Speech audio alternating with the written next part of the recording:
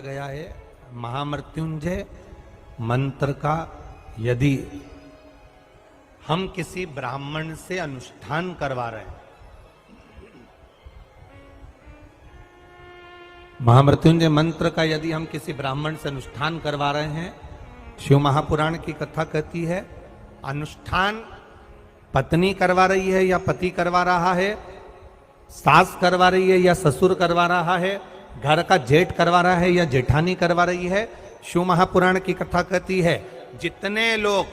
आपके घर में रह रहे हैं, जितने लोगों के साथ आप 24 घंटे घर के अंदर रह रहे हैं, जब हम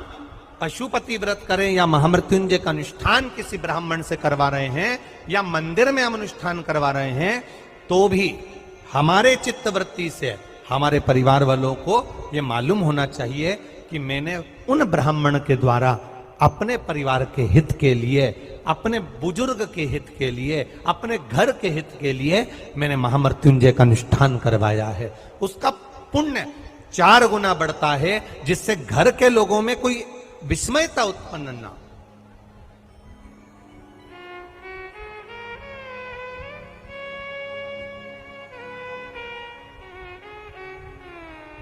हमारे भीतर कोई विस्मयता उत्पन्न ना हो,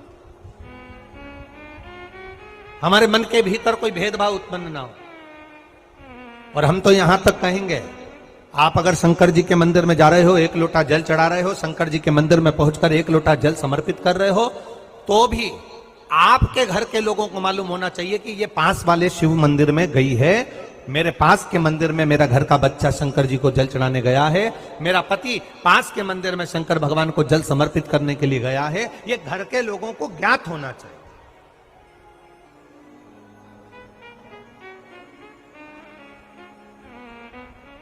घर के लोगों को ये मालूम होना चाहिए कि ये पास के मंदिर में मेरी धर्म पत्नी गई है, पास के मंदिर में मेरे माता पिता गए, पास के मंदिर में मेरे परिवार के लोग हैं। ये आपकी चित्तवृत्ति में और परिवार की चित्तवृत्ति में ये बात रहना चाहिए,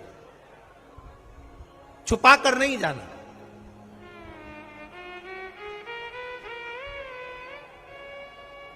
छुपाकर भगवान के मंदिर में नहीं जाना,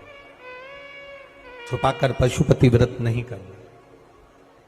महाराज, शिव महापुराण की कथा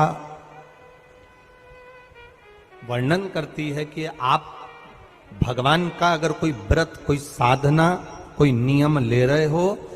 माना आपने कोई व्रत करा, कोई साधना करी, पर घर के लोगों को वो ज्ञात होना चाहिए कि ये मंदिर तक जा रही है, ये पशुपति व्रत कर रही है, आराधना कर रही है। आज माता पार्वती जी ने शिव जी के सम्मुख में ये बात कह दी कि मैं एकांत में जाकर भगवान का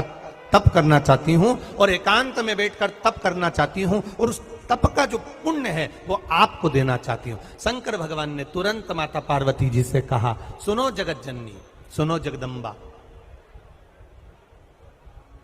सुनो पार्वती, आप तप करो, मना नहीं है, आप साधना करो, मना नहीं है, आप आराधना करो, मना नहीं है, और आप सोचो कि आपकी करी गई तप साधना का पुण्य आप मुझे दे दो, तो भगवान तुरंत कहते हैं पार्वती जी मुझे आपके तप साधना का पुण्य नहीं चाहिए, आप अपना पुण्य अपने पास में रखो,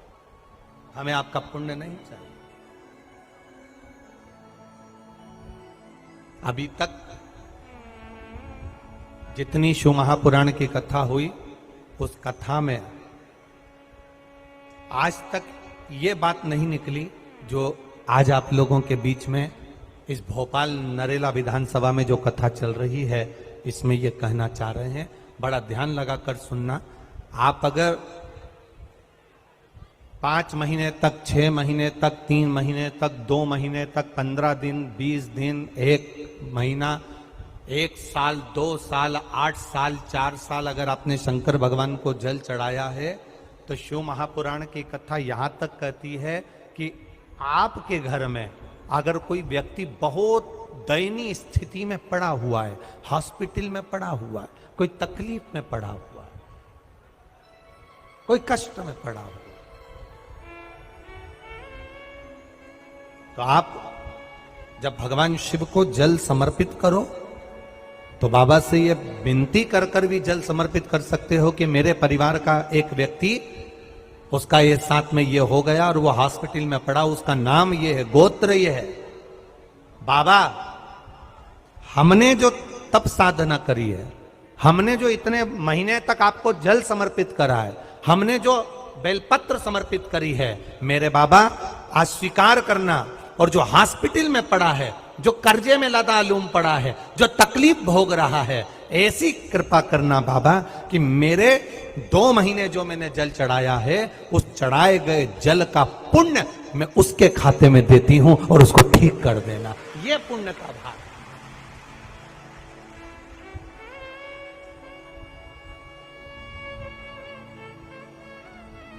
ये पुण्य का भाग। आप अपना पुण्य भी किसी जीव के कल्याण हेतु दे सकते। अब किसी ने एक बार ये कथा सुनी और कथा सुनकर कहा, महाराज जी आप कहते हो कि शंकर जी पे चढ़े हुए जल का पुण्य भी हम किसी को दे सकते हैं क्या? शंकर जी को चढ़े हुए जल का पुण्य क्या किसी को दिया जा सकता है? क्यों नहीं दे सकते? क्यों प्रदान नहीं कर